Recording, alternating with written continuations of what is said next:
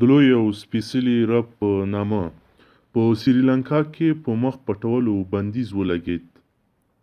سلامونه او مینه ملګرو، زموږ چینل سبسکرایب کړئ او که چیرې مو ویډیو خوښه شوله نو ضرور یې لایک کړئ. په سریلانکا کې څو ورځې وړاندې له خونړیو بمي بریدونو وروسته په بیړنیو اقداماتو کې په ټول هیواد کې د مخ پر پټولو بندیز ولګول شو. چارواکي وایي د پیژندګلوۍ په خاطر باید څوک خپل مخ پټ نه کړي. د سریلانکا ولسمشر مدحر پالا سیریسانا وویل چې دا ګام په هیواد کې امنیتي حالات ته په کتو اخیستل شوی دی. په دې هکله شوی اعلان کې د نقاب یا چادري یادونه نه ده شوې.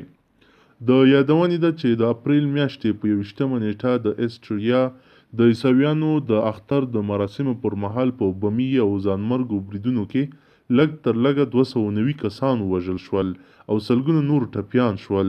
د دې بریدونو پړاو د جماعت توحید پر ډلې واچول شوه او چارواکو ویل چې دا ډله د اسلامي دولت یا داعش چې د بریدونو مسؤلیت یې هم منلی دی تر اغېز لاندې وه.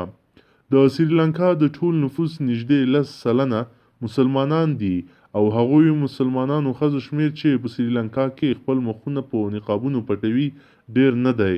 تېره اونۍ غوښتنه وشوه چې د امنیتي دلایلو له امله د سریلانکا د پارلمان پر یوې ښځینه غړي هم بندیز ولګول شي چې چادري وانه غوندي. په سریلانکا کې د تبلیغیانو یوې ډلې هم پر مسلمانانو ښځو غږ کړی چې د خپلو مخونو له پټولو دې ډډه وکړي.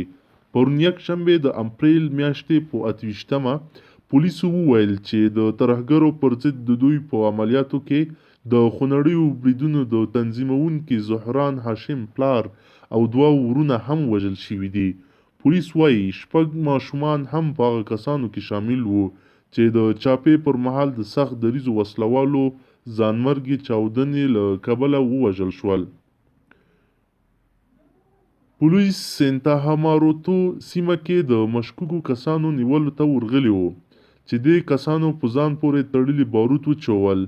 دغه سیمې سریلانکا کې د زهران هاشم پلرنی کور ته څیرمه ده چې ګومان کېږي پر کلیسا او هوټلونو د تیر یکشنبې اپریل 21 ورځې بریدونه مشري یې کوله. د سریلانکا امنیتي ځواکونه وایي د دغه هیواد په ختیځ کې د اسلامي دولت نومي وسلوالې ډلې له مشکوکو کسانو سره نښته هم کړې ده. پولیسو ویلي له دغې نښتې وروسته یې د 15 کسانو مړي موندلي چې مشکوک وسلوال او ملکیان هم پکې شامل دي.